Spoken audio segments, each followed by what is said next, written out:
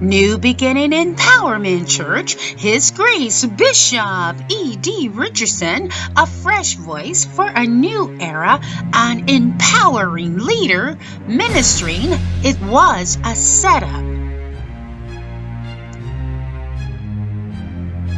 So I want to encourage you today from a text that was injected into my spirit entitled, It Was a Setup. It was a setup.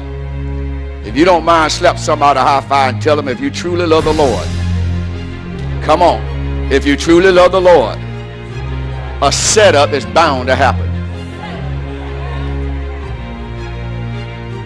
So from the days of Job even to now, the Lord has, listen at this here, look for someone he can boast on. God is seeking out someone in this 21st century hour of the church that he can boast on. I need you to note the conversation, how it began. God began to talk about his son and how he conducted himself. Someone he can truly say, that's mine, and I know that they love me with all their heart. Many people today are saying that, but not too many are showing God that. So for a lot of people today, they're going to say that they are really considering that God knows their heart, and they are really considering that God understands them. But the truth of the matter is, for a lot of people in this 21st century church, very few of us have a heart that loves the Lord.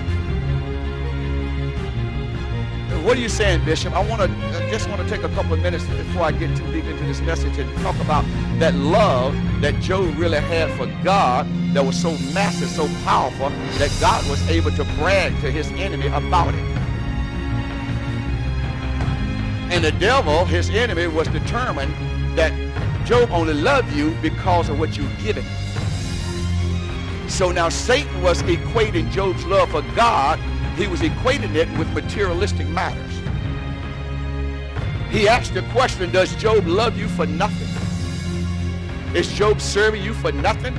And then he was kind of like being sarcastic, kind of like answering it in the question. No, he's serving you because look at what you've done. You put a hedge around his house. You've given him all this good stuff. You blessed his land. That's why he loved it. And God is saying, you don't know what I know. You don't see what I see. I see a man that loves me, that even if nothing existed, if he had absolutely zero, nothing about his heart would change. God's going to prove that Job is sold out. So what does he do? He permits his enemy to go in and take everything. Left him nothing. He took all of his children in one day. He took all of his animals in one day. He destroyed all of his works in one day. Everything was erased like that. And God says, now if you allow me to share with you, God says, now see, watch how Job react now. And Job's reaction was as God had dictated or predicted or prophesied, whichever term you want to use. It was just like God said. He was still in love with God, even when everyone in his life, including his wife and his friends, were trying to convince Job that Job had done some ill thing in God's eyes and had ticked God off. And you got to understand that what you're going to go through as a Christian, it is not in vain in the Lord. And when you say, I love God with all my heart, Lord, I'm sold out. Lord, if you can use anything, use me. If you can use anybody, use me. If you, whatever you want to do. You remember that day, and then all of a sudden, wham, bam. What in the world happened? All of a sudden, everything started turning upside down. Stuff started happening you didn't even think was going to happen. From places you didn't think it was going to come from. I mean, y'all looking at me funny. People start talking about you bad. Start walking out of your life. I mean, you lost your job. All of a sudden, you start getting some notice in mail about some bills you thought you was on top of. Now, all of a sudden, they want to pay it off right now. I mean, all kind of hell broke loose. But there's a remnant that God has assigned Satan himself to their house. And Satan himself came and began to do things.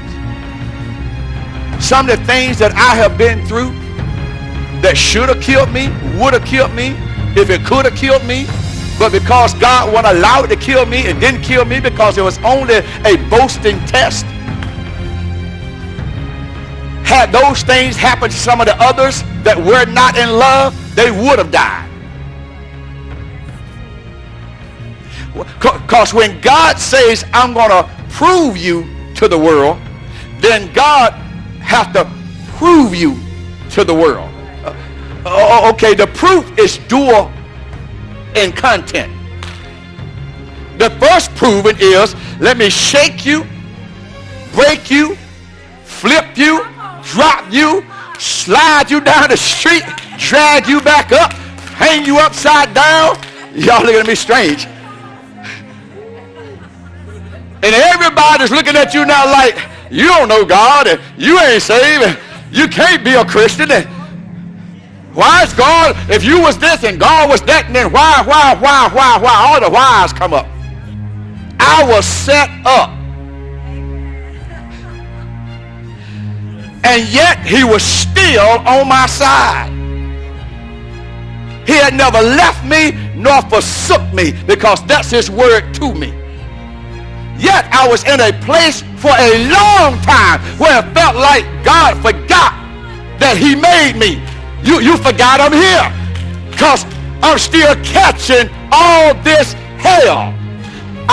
Okay, it's hurting my flesh right now. See, we ain't separated things yet. See, you got to separate the flesh from the spirit. So even though this wrong thing that's happening to my flesh right now is a harmful thing to my flesh right now, it's not harmful to my spirit. My spirit is good, and this harmful thing to my flesh is working for my good. And though I'm going through right now and hurting in the flesh, but it's working a good thing in my spirit. God is a spirit. And so God is always working with the spirit. And when you let him work with the spirit, then you have responsibility to deal with the flesh. Oh my God. Come on. He put your flesh in your control. That's why man was created a moral free agent.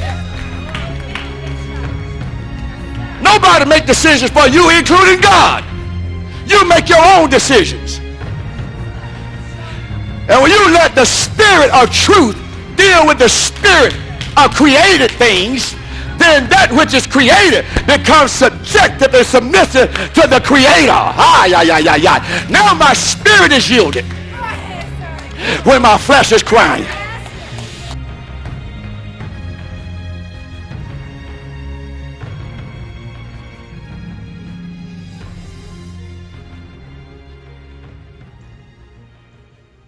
If you would like to obtain a copy of this message, you may order online at www.edrministries.com or www.newbeginningec.com.